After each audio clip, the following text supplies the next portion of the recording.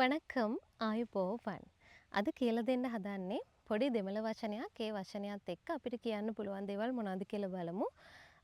එකට අපි ඔන්රු කියනවා. හැබැයි පළවෙනි නැත්නම් පළමුවෙනි කියනකොට අපි කියන්නේ මුදලාම් නැත්නම් මුදලාවදු කියලා. මුදලාම් කිව්වත් හරි මුදලාවදු කියලා කිව්වත් හරි. එහෙනම් මේ මුදලාම් නැත්නම් මුදලාවදු කියන වචනේ අපිට පාවිච්චි කරන්න පුළුවන් මෙන්න මේ වගේ තැන්වල. අපිට කියන්න ඕන නම් පළවෙනි අවුරුද්ද කියලා. අපිට කියන්න පුළුවන් මුදලාම් ආණ්ඩු කියලා.